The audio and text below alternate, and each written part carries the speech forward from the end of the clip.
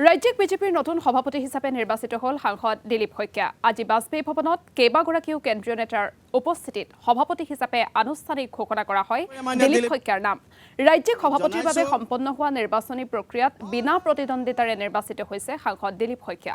এই অনুষ্ঠানত উপস্থিত থাকি ভাষণ প্ৰসংগত কেইবাটাও গুৰুত্বপূৰ্ণ প্ৰসংগ উত্থাপন কৰিলে মুখ্যমন্ত্ৰী ডক্টৰ হিমন্ত বিশ্ব শৰ্মাই। বিজেপি দলৰ নেতা হ'বলৈ ৰজাঘৰৰ সন্তান হ'ব নালাগে বুলি মন্তব্য কৰে মুখ্যমন্ত্ৰীগৰাকীয়ে। কংগ্ৰেছেহে ৰজাঘৰৰ সন্তান বিচাৰে বুলি কটাক্ষ কৰে ডক্টৰ হিমন্ত বিশ্ব শৰ্মাই। বিজেপিয়ে সাধাৰণ মানুহক কামেৰে অসাধাৰণ কৰি তোলে বুলিও মন্তব্য কৰে মুখ্যমন্ত্ৰীগৰাকীয়ে।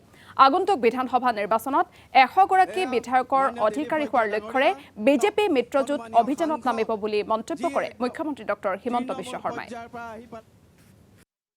আজিৰ দিনটো এটা আমাৰ বাবে পৰম পবিত্ৰ দিন যে ভাৰতীয় জনতা পাৰ্টিয়ে আজিৰ দিনটোত আকৌ এবাৰ প্ৰমাণ কৰিলে যে আমাৰ দলৰ নেতা হ'বলৈ ৰজাঘৰৰ সন্তান হোৱাৰ প্ৰয়োজন নাই।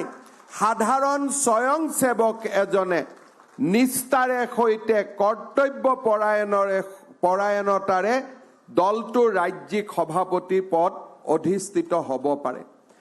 আজি যদি কংগ্ৰেছ দললৈ চাওঁ বা আন দললৈ চাওঁ, প্ৰথম যে এই ব্যক্তিজনৰ ওপৰত কাৰ আশীৰ্বাদ আছে, এই ব্যক্তিজন কোন পৰিয়ালৰ সন্তান, আৰু যেতিয়াই কংগ্ৰেছ দলে ৰজাঘৰৰ যদি কোনোবা সন্তানক দেখা পায় তেতিয়াহ'লে মই একেবাৰে সৰু ভাষাত কৈছোঁ যে আপোনালোকে যদি ৰাস্তাৰ কুকুৰক বিস্কুট এখন দেখুৱাই থাকে, কুকুৰটো যেনেকৈ বিস্কুটৰ ফালে খেদি থাকে, তেনেকৈ ব্লু বাৰ্ড আৰু ৰজাঘৰৰ সন্তান পালে কংগ্ৰেছীসকলে তেওঁলোকৰ গাত জঁপিয়াবলৈ আৰম্ভ কৰে।